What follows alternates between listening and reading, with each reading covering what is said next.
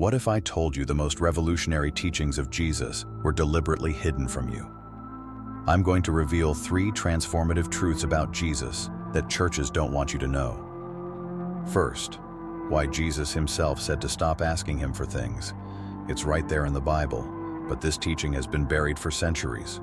Second, how Jesus' original method for divine connection wasn't prayer at all. It was something far more powerful that most churches ignore. And finally, I'll show you the hidden meaning behind Jesus' words about the right side that reveals his actual teaching about accessing divine wisdom. This isn't another feel-good spiritual video. If you've ever felt frustrated with prayer or questioned why your spiritual practice isn't working, stay with me. Let's begin with a question that might shake your entire belief system. When you pray, who exactly is listening? You know what fascinates me?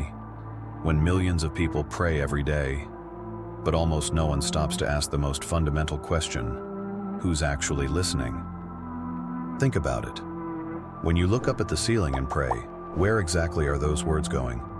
Are they floating up to some cosmic receiver? Is there someone behind the spiritual curtain taking notes? Here's something that might shake your entire understanding of prayer. We see it everywhere on TV. Call our prayer line now. Ask Jesus into your heart. But what if I told you that these widely accepted practices directly contradict Jesus' own words? Let me take you on a journey that might challenge everything you've been taught about prayer. In John 16:23, Jesus makes a statement that most churches conveniently overlook. He says, "And on that day you shall ask me for nothing." Now pause for a moment. If Jesus himself says not to ask him for anything, why are millions being told to do exactly that? This isn't just a minor theological detail. It's a complete reversal of what we've been taught. But it gets even more interesting. In John 16:26 and 27, Jesus drops another bombshell. He explicitly states, "I say not to you that I will pray for you."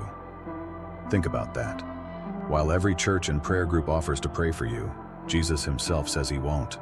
You might be wondering, well, if Jesus won't pray for me, and I shouldn't pray to him, what's the point of prayer at all? That's exactly the question that led me to discover something profound about the nature of consciousness and divine connection. The answer lies in Jesus' next words. He says, "The Father himself loves you." This isn't just a comforting platitude. It's a key to understanding the true nature of prayer and divine connection that's been hidden in plain sight for centuries. What I'm about to share next will transform your understanding of not just prayer, but your entire relationship with the divine. It's a revelation that explains why the traditional model of prayer might actually be keeping you from the very connection you're seeking. Here's where things get really interesting. You see, when Jesus said he wouldn't pray for people, he wasn't being dismissive. He was revealing something revolutionary about your relationship with the divine. Think about this.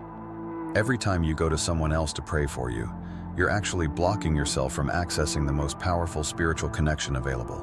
Why? Because there's a part of you that is literally divine. It's your higher consciousness, your direct link to what we call God. Now, I know this might sound radical, but consider what Jesus himself said. The kingdom is within you. Not in some distant heaven, not in a church building, but within you.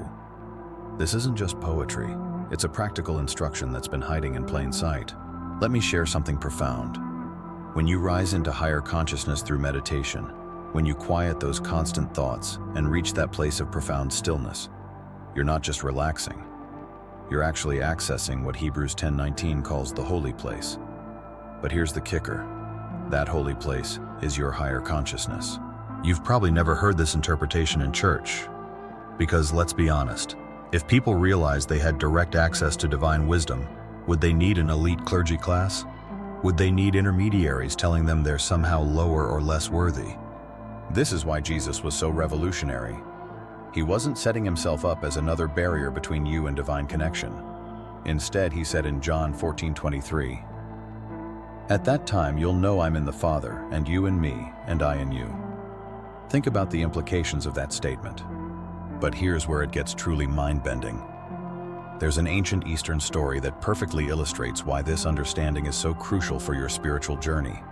It involves an emperor, a holy man, and a profound lesson about the nature of prayer that will completely transform how you view your relationship with the divine. This story, Well, it's going to challenge everything you think you know about spiritual authority, prayer, and your own divine nature. And once you hear it, you'll never look at prayer, or yourself, the same way again. Let me share this ancient Eastern wisdom that will forever change how you view prayer. There was once a holy man named B who lived in a small town. One day, the town officials came to him with an urgent request.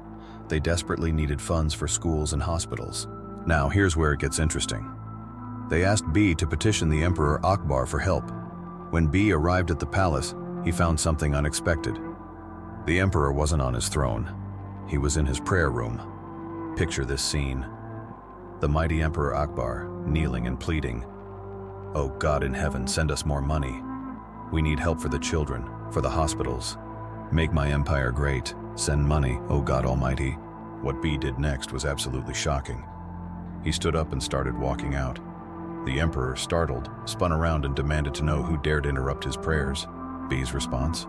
"To tell you the truth, I was looking for the emperor, but instead I found a beggar." Can you imagine the emperor's reaction? But B wasn't finished.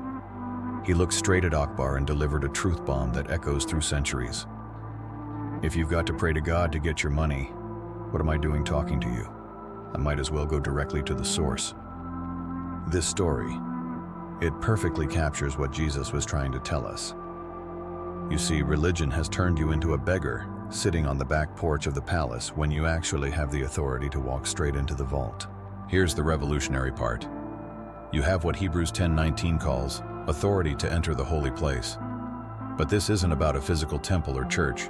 It's about accessing your higher consciousness through profound meditation. Think about it. While religion keeps you begging for worthless junk on the outside, you have direct access to the treasure vault within.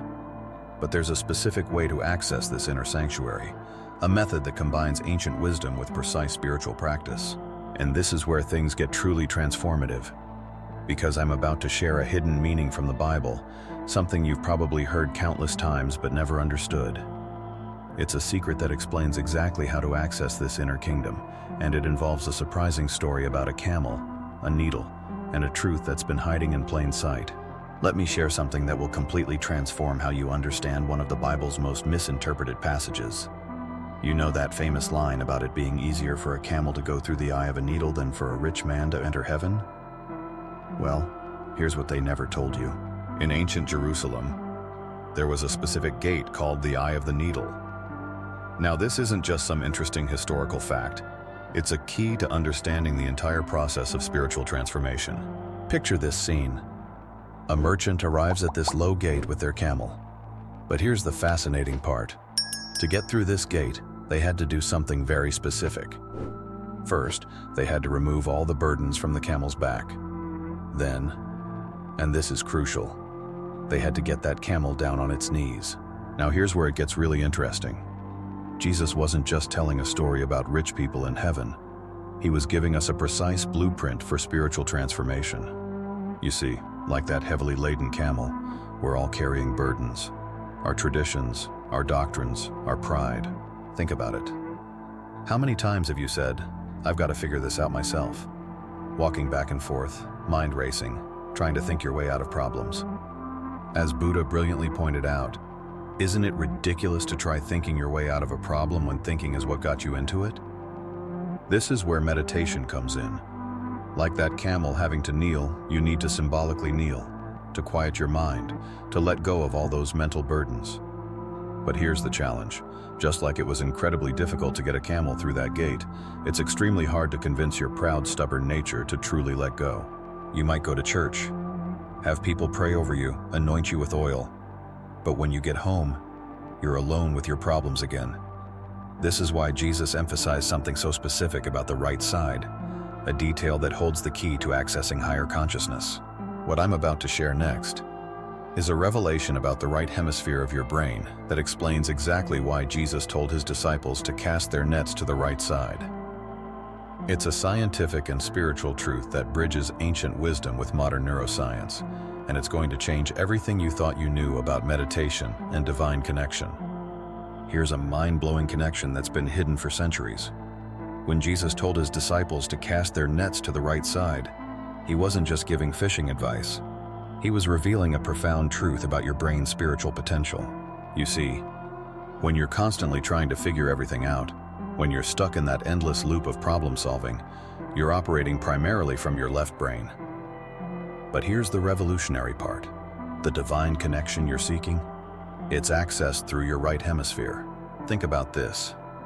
The disciples asked Jesus, if it's as hard as getting a camel through the eye of a needle, then who can be saved? His response changes everything.